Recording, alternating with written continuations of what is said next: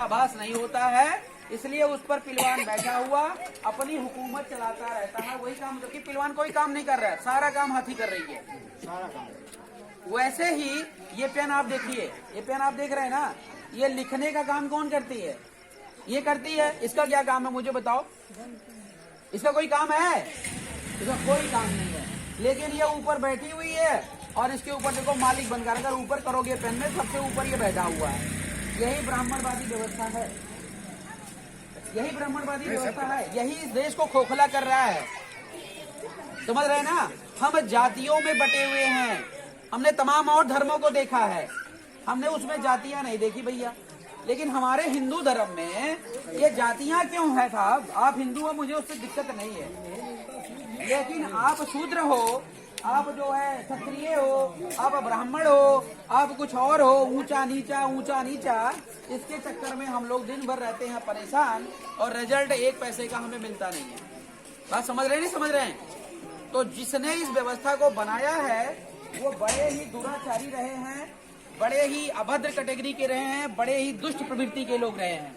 मैं खुले मंच से चिल्ला के बोलता हूँ, ये बात गलत है कि नहीं गलत है मुझे बताइए।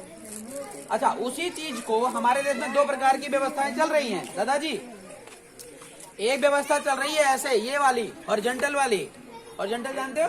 भेड़ वाली। भेड़ का मतलब है कि मानव एक समान, मानव एक समान है कि नहीं है? हमारे सभी धर्म भी यही बोलते हैं, जितने भी धर्म भारत देश के अंदर होंगे सबके अंदर या सबसे ऊपर बढ़कर आप देखोगे तो इंसानियत सबसे बड़ा धर्म है कि नहीं है? तो भैया हम इंसानियत को छोड़ करके और दुनिया भर के संप्रदायों में क्यों बटे हैं मुझे बताओ। अच्छा, दूसरी बात क्या है कि अगर मैं किसी संप्रदाय को मानता हूँ, किसी धर्म को मानता हूँ तो कोई दिक्कत नहीं है, मेरा व्यक्तिगत मैटर है, लेकिन हम उसको बार बार रोड पे क्यों ले आते हैं? बार बार रोड पे लाकर लोगों को लड़ाने का, पिटवाने का, मारने का, मरवाने का काम क्यों करते हैं मुझे बताओ। इससे होती है बड़ी राजनीति, और जब लोगों को धर्मों में, जातियों में बांटा जाता है तो लोग क्या कहते हैं कि हमारे धर्म की बात है, हमारे इसकी बात है, हमारे उसकी बात है। इसी चक्कर में उनका विनाश हो रहा है। और वो जो ऊपर बैठे लोग हैं ये आपका विनाश ही चाहते हैं। मैं बता रहा हूँ आपको क्यों चाहते हैं। क्योंकि अगर आपको बराबर का अधिकार मैंने दे दिया तो मैं मान लो नेताजी हो गया और कल आपका बेटा नेता बन जाएगा, तो हमारे को यहाँ पूछोगे क्या आप मुझे बताओ? नहीं पूछोगे ना। तो नेताजी, ये नेता लोग बनने नहीं देना चाहते हैं, आपको ध्यान रखिएगा। और इसीलिए पढ़ाई लिखाई सब बंद है। मंदिर खुल गए हैं लेकिन आपके बच्चे का स्कूल जो है नहीं खुल रहा है टाइम पे। कोई व्यवस्था जब से नरेंद्र मोदी एंड कंपनी आई हुई है आपके देश के अंदर, तब से स्कूल के नाम पे 0 पैसे का इन्वेस्टमेंट है। 0 पैसे का, 1 रुपया मोदी जी ने खर्च नहीं किया पढ़ाई के नाम पे। क्यों भाई मुझे बता दो? कोई नहीं खर्च किया। क्योंकि जो है बाबा साहब भीमराव अम्बेडकर ने यह भी कहा है कि शिक्षा उस शेरनी का दूध है जो पिएगा वही गुर रहेगा। लिखा नहीं लिखा बाबा साहब भीमराव अम्बेडकर ने? तो आज मैं पढ़ा लिखा हूँ तभी तो आपके बीच में बोल रहा हूँ।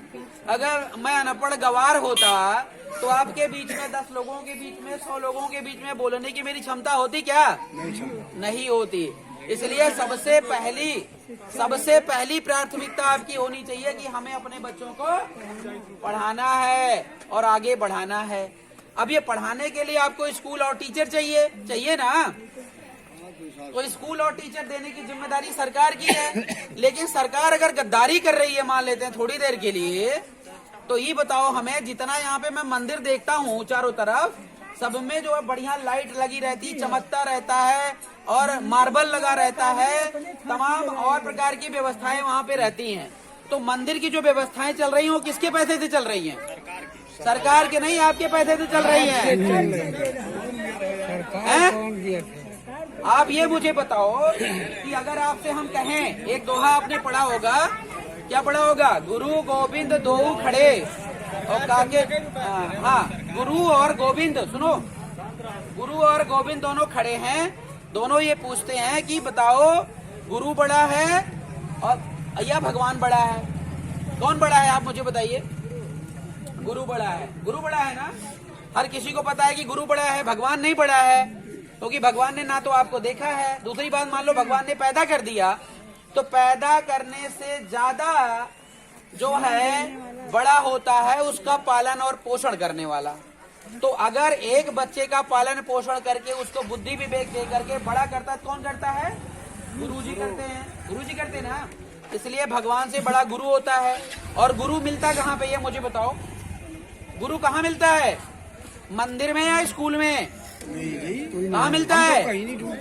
स्कूल में मिलता है। बात समझ रहे हैं ना? जो गुरु मिलता है वो स्कूल में मिलता है। तो आपसे हम पूछना चाहते हैं कि अभी तक आपने मंदिरों में दान किया है कि नहीं किया है?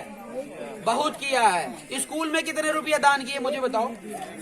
1 रुपया भी नहीं दिए। सबसे बड़ी गलती आपकी यही है, सबसे बड़ी गलती यही है।